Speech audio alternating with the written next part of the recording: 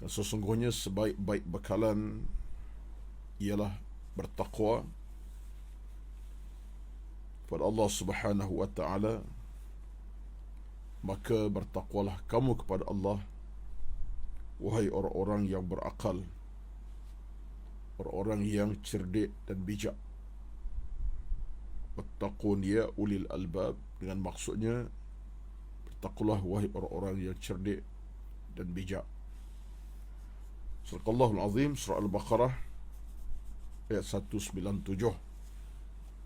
Al-Baqarah 197, Surahul Azim. Yang dikasihi dan dihormati pengurusi dan kuasa pengurusan surau An-Nur Fasa 3A, Bandar Seremban Selatan, dan seluruh dan kuasa pengurusan surau, Al-Fadhil Tuan Imam Surau, Tuan-Tuan Bilal, dan seterusnya dihormati, dikasihi tuan-tuan, puan-puan, muslimin dan muslimat dari kalangan para jemaah surau An-Nur Fas 3A yang bersama pada pagi ini, termasuklah rakan-rakan kita di luar sana yang jauh daripada kawasan surau, bahkan berada di lokasi-lokasi yang jauh di perantauan selatan tanah air, Sabah, Sarawak, Timur Barat, Utara, bahkan dari mana-mana sekalipun. Alhamdulillah, kita pertama-tama di pagi yang penuh barakah ini, dalam suasana kita mengharapkan Allah Subhanahu wa taala sentiasa merahmati, memberkati dan sentiasa anugerahkan buat kita keselamatan, keamanan, kebahagiaan, jauh daripada sebarang musibah yang menakutkan kita, musibah yang kita tak mampu hadapi dan mikulnya, kerana amat berat musibah itu, bencana seumpamanya. Maka mudah-mudahan dengan kita sentiasa merintih berdoa kepada Allah Subhanahu wa taala, dalam kita bermohon itu pasti tidak akan pernah dikecewakan Allah Subhanahu wa taala sedikit pun. Bahkan dengan izin Allah, Allah kabulkan rintihan-rintihan kita, munajat-munajat kita, kerana Allah tidak pernah menutup pendengaran daripada hamba-Nya yang sentiasa bermunajat, merintih kepadanya. Allahu Akbar, Allahu Akbar, Allahu Akbar. Dan kita yakin, kita percaya bahawa dengan kita merintih dan memohon sahajalah, maka segala ruang-ruang hidup ini Allah akan buka kebaikan kemuliaannya. Apa sajalah dari ruang hidup kita, sama ada bab rezeki, bab harta, keluarga, anak pinak, makan minum, kesihatan badan dan seumpamanya. Kerana semua ini adalah urusan milik Allah Subhanahu wa taala, bukan milik kita. Kehidupan ini milik Allah, bukan milik kita. Kita sekadar pemegang amanah sementara saja. Kita akan pegang amanah ini sampai kita mati. Dan sekalipun kita mati, tak selesai amanah kan akan dipertanggungjawabkan di hadapan Allah di padang mahsyar nanti, iaitu di saat kita bertemu Allah nanti, Allah akan beri kita satu pulangan hasil amal masing-masing. Maka yang baik, amal yang salah, kebaikan menanti; amal yang jahat, maksiat, keburukan, kecelakaan menanti kita. Jadi dalam hidup, pilihan kita ada yang ketiga, tuan-tuan. Pilihan kita buat yang baik, tolak kejahatan; buat yang berpahala, tolak yang berdosa; buat yang boleh bawa ke syurga, tolak laluan amal-amal yang boleh bawa kita ke neraka. Itu saja dia punya key point situ. Bila kita ada key point tersebut, kita akan tahulah apa cara kita untuk kita mencari jalan-jalan keselamatan khas untuk diri kita masing-masing, khas diri masing-masing. Soal masyarakat tu kita bincang, diri masing-masing fikirkan. Sebab diri masing-masing ini satu di antara tanggungjawab amanah besar pada Allah Azza wa Jalla kepada kita. Dalam Quran Allah sebut secara nyata dan jelas, ya ayyuhallazina amanu, wahai orang beriman. Allah sebut kepada kita untuk kita lihat diri kita, wal tanzur nafsum ma qaddamat lighadin wattaqullah. Tolong semak diri masing-masing, tolong tengok diri masing-masing, tolong semak diri masing-masing, apakah persiapan amal yang dilakukannya untuk menghadap Allah ghadan, keesokan harinya. Kerana para ulama menyentuh dalam isu ini bahawa bila Allah sebut ghadan, bermakna hampir sangat kita dengan kematian. Ghadan ni besok, maknanya dekat dengan hari ni lah kan. Sebut yang 2 minggu lagi jauh sangat, sebulan lagi jauh. Tapi sebut besok tu, hari ni hari Selasa, besok hari Rabu, lepas Rabu Khamis. Jadi memang dekat. Dia sebut, Allah sebut ghadan itu dekat, kematian itu hampir kepada kita. Bila-bila masa sahaja, tidak pagi mungkin petang, tidak petang mungkin malam nanti. Jadi wallahu alam, kita pun tak boleh nak bercakap panjang sangat hari ini, tetapi yang pentinglah peringatan Allah itu kita pegang betul-betul. Dan Allah berkuasa penuh atas kita hambanya, dan kita tak ada sebarang kuasa dalam urusan kehidupan kita, melainkan kita usaha, itu kuasa kita. Usaha gigih bekerja demi ibadat, demi Allah, demi kebaikan agama, harta dicari kerana Allah, dunia diraih kerana Allah Azza wa Jalla, bina anak kerana Allah, bina keluarga kerana Allah, dapat nikmat rezeki kerana Allah, semua kerana Allah, selesai kita. Itu kita diharapkan, itu diharapkan oleh agama untuk kita amalkannya. Sebab itulah tuan-tuan, puan-puan, sekira mukadimah ini lebih kepada sifatnya untuk kita tanwirkan, kita tanwir apa? Cahayakan, ya, mana yang lubang gelap kita nak tutup dengan, kita nak bagi ruang cahaya untuk menutup ruang-ruang kegelapan itu. Jadi ilmu ni tuan-tuan, satu di antara perkara yang tidak kita nak kena letak sebagai asas utama dalam perjalanan kita, kerana akhirnya ilmu lah yang akan memandu kita ke jalan keselamatan, ke jalan keamanan, kebahagiaan, tidak ke jalan kemaksiatan dan keburukan yang memburukkan hubungan kita dengan Allah Rabbul Jalil, Allah Tuhan, Allah Subhanahu, Tuhan yang Maha Semesta, Tuhan Maha Berkuasa Baik. Tuan-tuan, puan-puan semua, dalam kuliah subuh kita pada pagi ini, online ini, saya nak garapkan suatu bentuk garapan yang lebih bersifat namanya muhasabatun nafsi. Saya nak garap satu perbincangan yang mudah dalam masa yang terbatas, tak sampai 40 minit, lebih kurang 40 minit ini tuan-tuan. Nak tengok dari kacamata bagaimana kita nak membina sebuah kehidupan yang ada nilai-nilai keuntungannya. Justru kita kena muhasabah segera. Bila kita dapat muhasabah segera, hati kita, jiwa kita, perasaan kita, amal, ilmu kita, kita selamat. Kita tak boleh nak pimpin, pandu kita, hidup kita ini tanpa kita muhasabah diri. Tak boleh tuan-tuan. Saya pun sebut acap boleh sebut macam kenderaan kita lah. Tak boleh kita sekadar tim mandu saja. Start pagi pandu, malam pandu, tengah hari pandu, ke mana-mana kita pandu. Betul lah tu. Tetapi tak cukup dengan kita pandu saja. Pasti kenderaan kita kenderaan yang tip-top keadaannya, sempurna situasinya atau keadaan kereta tersebut, balancingnya, alignmentnya, servis minyak cukup, ya. Itu semua perkara yang berkaitan dengan soal kenderaan. Dah kalau kereta kita tip-top keadaannya, ataupun servisnya baru servis, minyak hitam dah tukar baru, wiper betul masalah, kita mampu untuk kenderaan sesegera mungkin. Hari ini kita bergerak ke utara, ke selatan air, baik kampung. So apa? Kenderaan kita ada masalah. Kita tak takut berbanding kenderaan kita yang bermasalah. Enjin tak berapa nak elok, minyak hitam dah tukar 3 tahun contohnya, tayar pun tak berapa nak balance dengan elok, yang botak sebelah, yang sebelah okey. Berani tak kita buat kereta dia? Tak berani. Sebab akan memberi kita kecelakaan di tengah jalan. Boleh jadilah kita kata boleh jadi, tapi hakikat macam itulah. Kenderaan yang rosak, yang buruk, ataupun minta maaf yang tak elok tadi, kita pandu juga, alamatnya kita menemui masalah jalanan. Tak sampai pun 1 jam jalan, tayar dah mula pancit, enjin tak nak hidup pun keadaan slow sangat. Jadi makna apa sebab? Kata tak dibersihkan, dicucikan, dimandikan je. Maksud lain ialah kerana tak di alignment, tak diserviskannya. Faktornya kerana dia tak servis, rosak. Kita tak boleh bawa. Demikian kehidupan kita. Kehidupan kita ni tuan-tuan, itu sifatnya. Kita nak balancingkan, kita nak alignmentkan, kita jajarkan balik, kita nak serviskan balik, supaya ianya menghasilkan satu kehidupan yang sejahtera. Sekalipun ada kekurangan yang tertampung oleh kebenaran amal kita, sekalipun ada keburukan tapi tertampung oleh amal saleh kita, ini kita mahu. Puan-puan dirahmat, tuan-tuan, puan. Baik, dalam hadis Nabi sallam, dalam hadis Nabi sebut setelah hadis tuan-tuan ya, pada hadis menerusi Ibn Umar radhiyallahu anhuma, katanya akhadha Rasulullah sallallahu bimankabi faqal kun fi dunya ka'annaka gharibun aw 'abiru sabilin. Hadis sahih pada Nabi sallam daripada Ibnu Umar radhiyallahu anhuma.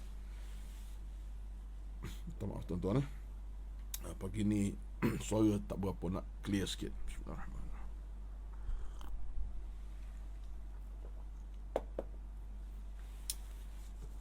Semacam melekat di anak tengkuk tu, di leher tu. Tapi tak apa, insya-Allah. Sabda Nabi sallam, kata Ibnu Umar, akhadha Rasulullah bimankibi, Nabi telah memegang bahuku sambil bersabda. Ini cerita berlaku pada siapa tuan-tuan? Kepada Abdullah ibn Umar bin Al-Khattab radhiyallahu anhuma. Maknanya berlaku pada anak Umar, Abdullah. Dan cerita balik apa yang berlaku. Satu hari Nabi sallam akhadha salam bimankibi, Nabi pegang bahuku. Ya. Faqal, Nabi sabda, kun fi dunya ka'annaka gharibun aw 'abiru sabilin. Hi Abdullah bin Umar, kata Nabi sallallahu alaihi wasallam, begitulah ya. Kun, jadilah kamu fi dunya ka'annaka gharibun aw 'abiru sabilin. Bacaan kena betul ya. Ka'annaka gharibun aw 'abiru sabilin. Maksudnya, jadilah kamu, hai Abdul Umar, seorang manusia yang asing ataupun sedang bermusafir di bumi ini. Tuan-tuan, Nabi letak satu tanda aras yang penting pada semua umat baginda, bukan saja Abdul Umar dalam cerita hadis, bukan saja untuk dia, tapi untuk umat Nabi sampai kiamat. Kita termasuk dalam hubungan hadis ini sebenarnya. Sebab ini merupakan hadis yang sifatnya umumiyatul lafzi, lafaz umum, tapi maksudnya ialah tersirat lagi tersurat dengan makna secara tuntas kepada kita semua. Tak kira umat datang selepas Nabi ataupun jutaan tahun kemudian datang selepas Nabi, sampai zaman kita, sampai zaman cucu kita. Hadis ini hadis mengenai kita semua sampai kiamat. Itulah kelebihan di antara situasi, sikap Nabi, amalan Nabi, gaya hidup Nabi, perbuatan Nabi, bicara Nabi, senyum tawa Nabi, kerja buat Nabi. Semua itu merupakan tuntutan kita untuk kita turuti, penuhi dan kita laksanakan. Sebab itulah tuntutan ini besar tuan-tuan semua. Sama ada kita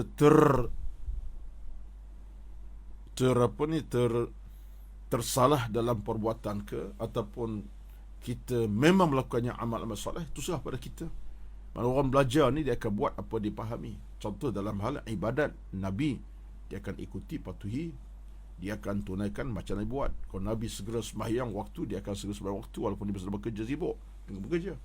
Kalau Nabi SAW kata segera untuk sedekah derma, maka dia tak akan ikut untuk tidak bersedekah, walaupun tak banyak, dia buat. Dan Nabi suruh buat hari-hari, contohnya. Malaikat doa kepada kita kebaikan. Jadi masuk dalam kerja agama ni, kita hidup, kata Nabi SAW, jadilah kamu sebagai seorang yang musafir, ya, gharib, tinggal rumah kediaman, datang terlokasi mencari harta. Kita tahulah keasingan kita macam mana. Situ bukan negeri kita, negara kita, jauh di sana, kita datang sebagai tetamu asing. Dan ia tidak mengekal kita lokasi tersebut. Satu, kita berpindah balik, ataupun kita kena musafir balik ke negeri kita. Tak kira 10 tahun ke datang ke 5 tahun, penting kita akan balik ke negeri kita. Sebab ini bukan negeri kita. Nabi kata, dia kamu sebagai orang asing di bumi ini. Cuba tengok tuan, hadis ini menarik ni. Nabi kata, jadi kamu orang yang asing di bumi. Au abiru sabilin, atau kamu seorang yang sedang berdagang, sedang bermusafir, nak pergi jauh, dah ke tempat yang lebih selesa, sekejap berhenti minum air, makan contohnya. Out kita sekarang ni, tu berjalan lepas selesai, pergilah, pergi mana pergi. Tapi tempatnya dianggap sebagai tempat sementara. Berhenti minum air, dah kenyang, jalan pergi. Berhenti makan nasi, contohnya order nasi, kan nasi goreng apa benda, tengah hari, dah masuk tengah hari, lepas makan kita langsung pergi, lalu pergi, tak tinggal situ dah. Jadi inilah antara kita dengan alam dunia. Lepas tu Nabi cuba bagi kita imbauan yang menarik untuk kita faham dunia betapa indah macam mana, dunia gah macam mana sekalipun, dunia harta benda kamu melimpah ruah sampai tak cukup, tak boleh nak agih dah. Contoh banyak sangat harta, contohnya ya orang kaya tuan-tuan, begitulah ceritanya. Kekayaan tu Allah bagi melimpah ruah. Sekalipun begitu keadaan kamu, tapi kamu tak kekal selama-lama di atas bumi Allah SWT ini. Apa kamu ada itu, Allah akan ambil kembali. Cara Allah ambil tu bagi cara lah. Allah uji dengan kesakitan melampau, itu semua kena Allah SWT. Allah uji dengan cara dia ambil kita secara mudah-mudah, mengejut-mengejut. Contohnya hilang duit, hilang sekian-sekian sumber peralatan kita hilang. Nak cover balik bukan mudah. Bukan hari ni kita hilang duit ni sekian-sekian, besok dapat. Tak mungkin ya. Kita perlu masa. Jadi yang sitalah Nabi sebut kepada Abdul Umar, kamu ni seumpama orang yang asing di bumi ataupun para musafir sedang berjalan, perindah sekejap, berehat sekejap, nak berjalan. Tuan-tuan, kita boleh faham tak apa yang Nabi hasratkan itu sebenarnya kepada kita semua? Hasrat Nabi begitu indah kepada kita untuk kita ambil kesempatan duit ini sebagai laluan sementara saja. Jika ada orang anggap dunia tempat berlibur, berhibur, santai selama-lamanya sampai tahap dia tak mengaji, tak belajar, ini satu kerugian besar. Kesilapan itu berlaku sebab anda anggap dunia sebagai tempat untuk berseronok santai. Dan setengah orang mungkin rasa macam tu. Apa tak rasanya, pagi boleh makan sedap, tengah hari makan sedap lagi, malam boleh makan sedap, kawan pun ramai nak sembang buat kedai kopi 2-3 jam, tak masalah, call je, Mat jom aku nak cakap dengan kau sekejap, lama tak jumpa, lepas Zuhur pukul 2 jom kita akan sembang. Jadi Zuhur sembang pukul 2 sampai pukul 6 dah ada, asal entah ke mana. Seronok, kawan ramai, kawan rapat dekat, boleh belanja, kita makan, kita belanja dia orang makan, kita bersembang kencang isu macam-macam. Hebat kita kan, duit ada, datang ke restoran bukan berjalan kaki dengan kenderaan harga 500,000 juta contohnya. Orang terpegun melihat kenderaan kita, contohnya lah. Tapi setakat mana ia bertahan dalam kehidupan beragama kita? Setakat mana bertahan, tuan-tuan? Tanya diri saya, tuan-tuan, setakat mana bertahan kita dengan urusan dunia tadi? Kaya apakah sampai ke mati? Kesusahan sampai ke mati? Kadang-kadang tak begitu. Bukan kadang-kadang memang tak begitu. Ada orang tak sempat hidup lama pun, Allah ambil nyawa tengah-tengah usia baru 20-an. Tak sempat nikmati ke masa tua, tak dapat besar menikmati hubungan keluarga, anak-anak. Contoh, tak ada anak pun, isteri pun tak ada lagi. Ada orang Allah ambil rezeki hartanya secara mengejut.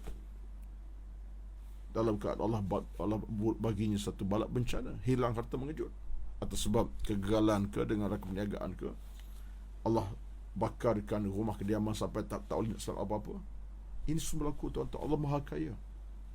Jadi apa yang saya nak sebut pada puan-puan adalah, dalam agama ni kita kena jelas prinsip hidup kita.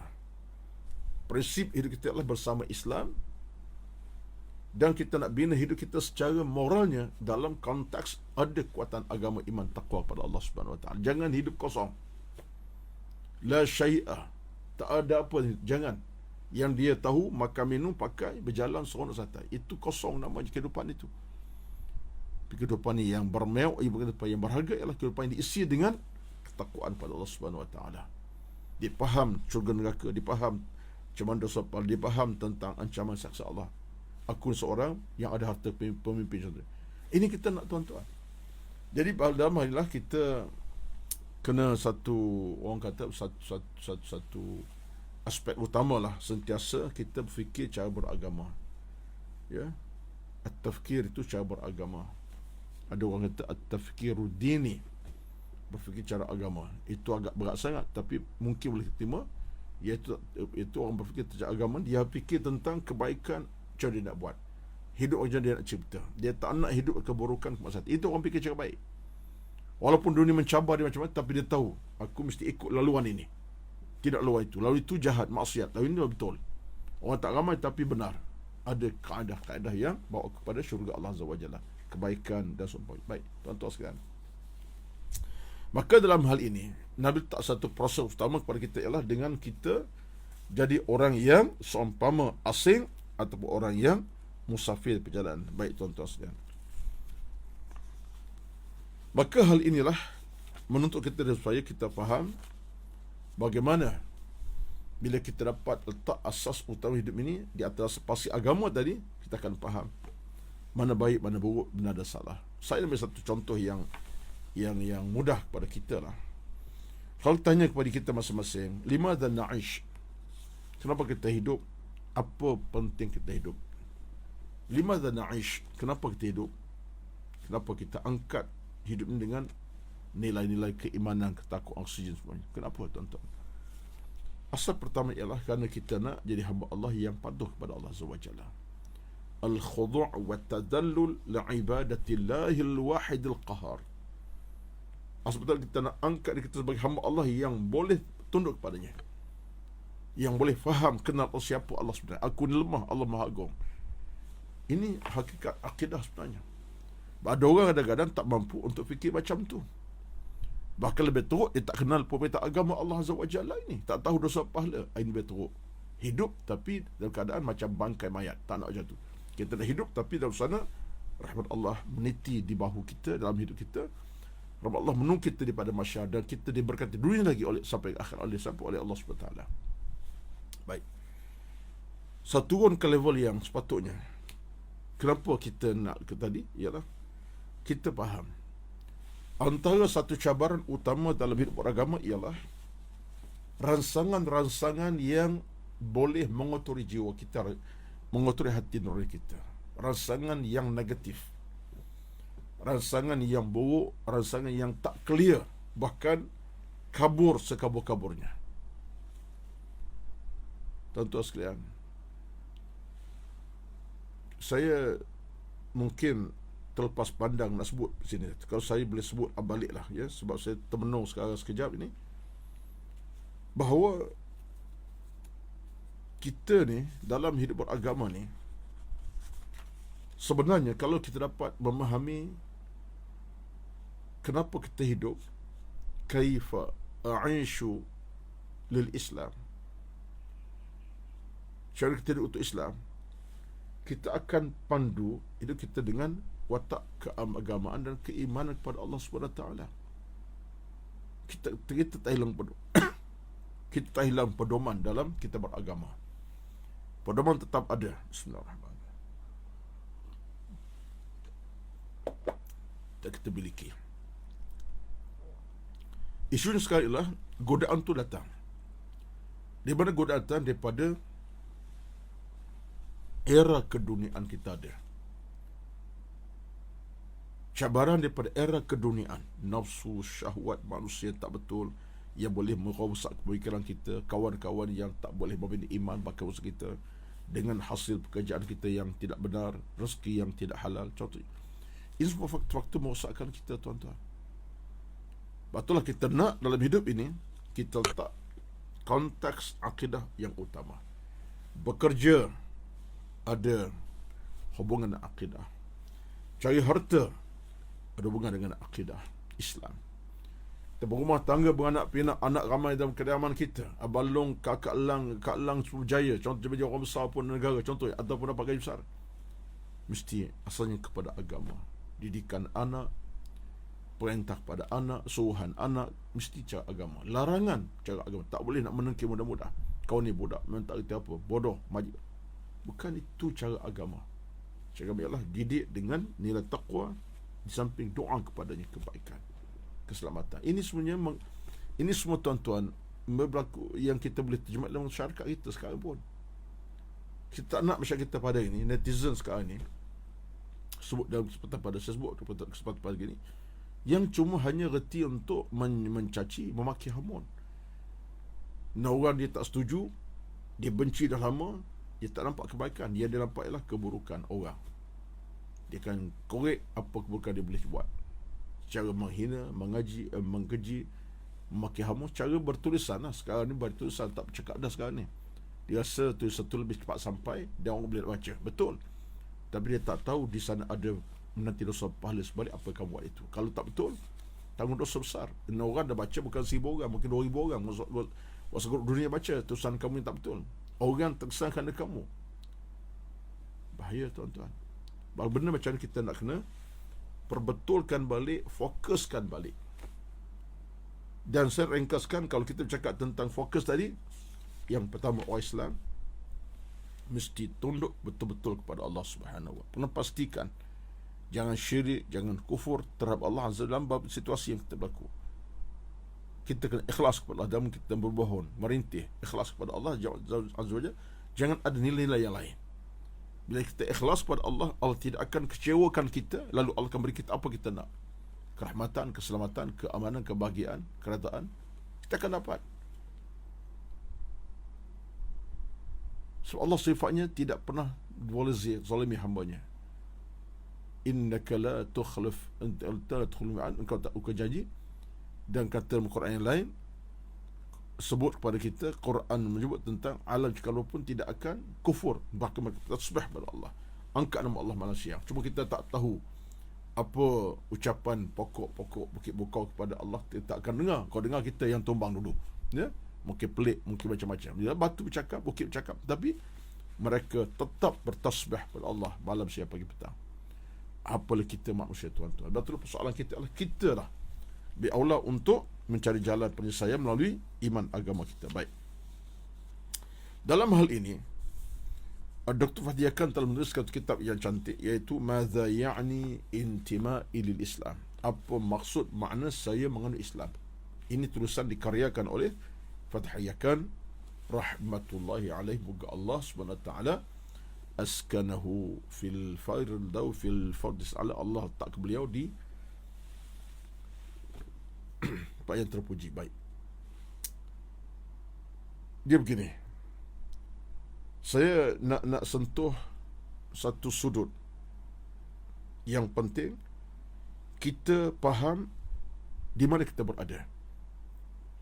Katalah dunia sekarang ni, kita faham dunia tempat diuji oleh Allah SWT. Kita diuji hati kita, kehidupan kita, amalan kita, rezeki kita, dunia kita. Allah uji dengan dunia. Betul, orang mukmin dia tak akan tenggelam dalam urusan dunia sampai lupa akhirat. Dia tak akan tenggelam dalam urusan dunia sampai ke akhirat, sampai lupa akhirat. Tak tenggelam dia.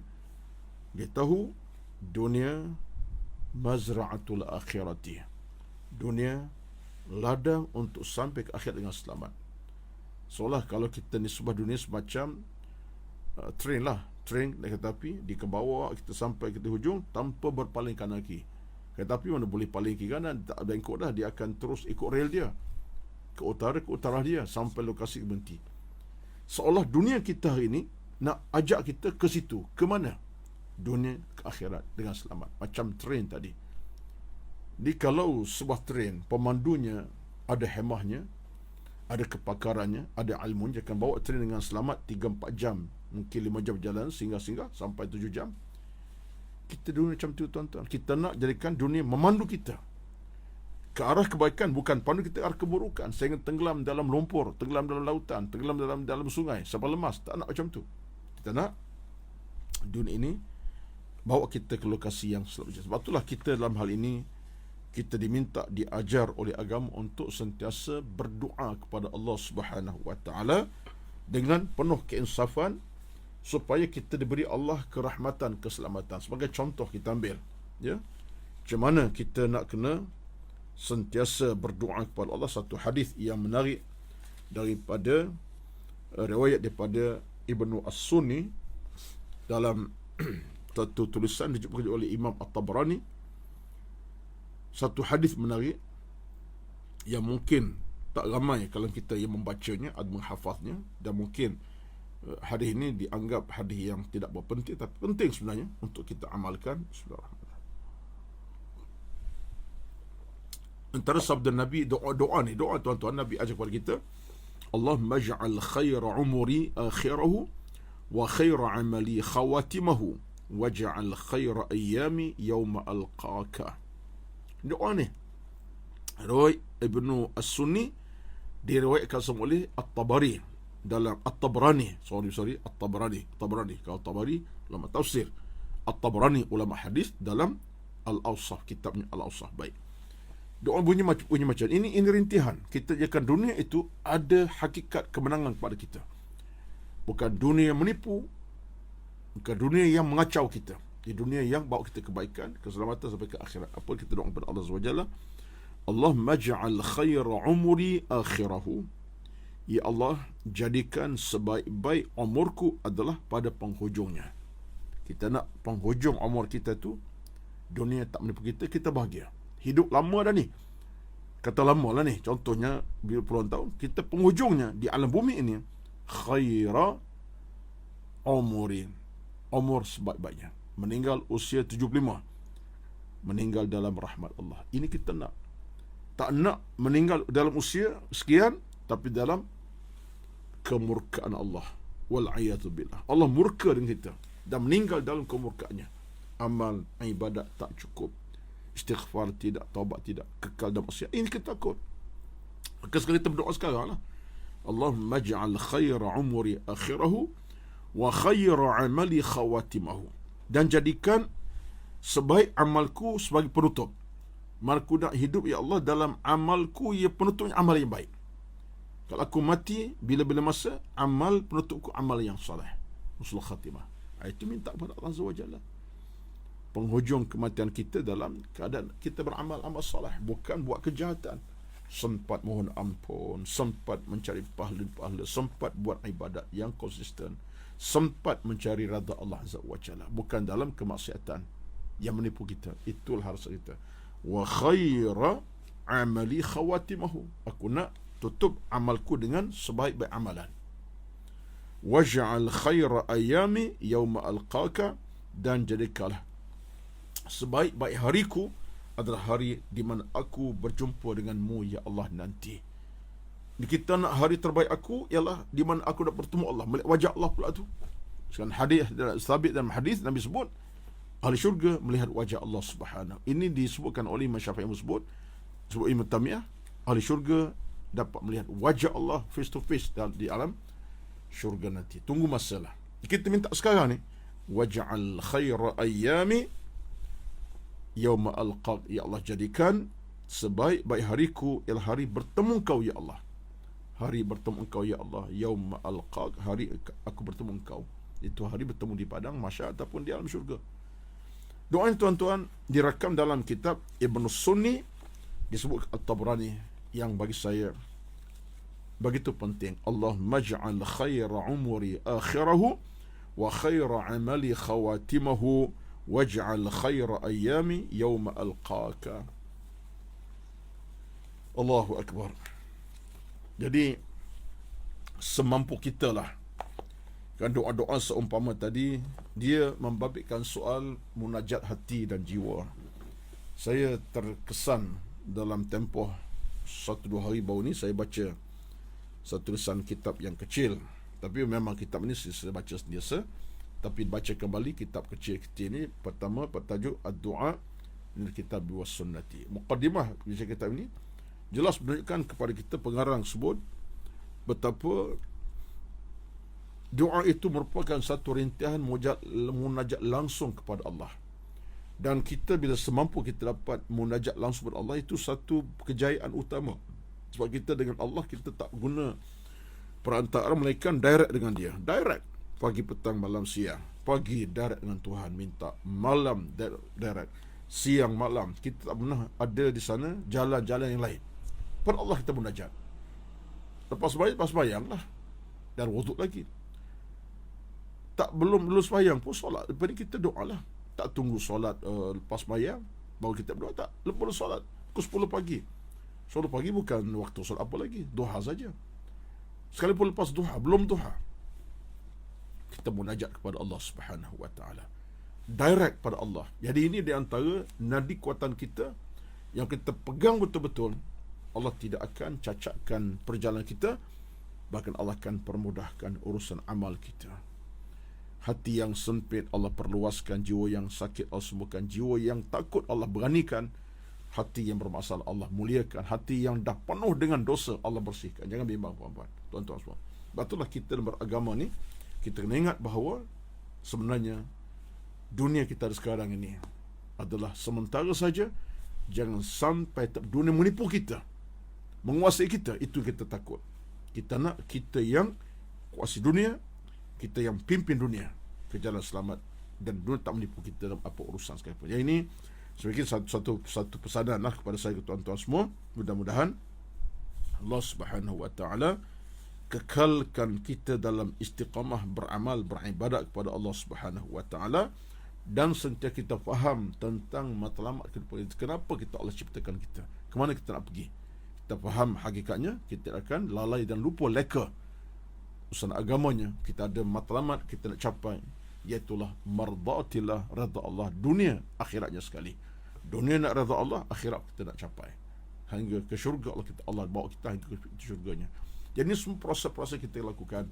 Jangan kita abaikan diri kita daripada agama, jauh pada agama. Jangan jauh pada ilmu-ilmu. Carilah ilmu, tuan-tuan, puan-puan. Sikit sebanyak kita belajar, walaupun dalam tempoh singkat, setengah jam, 40 minit.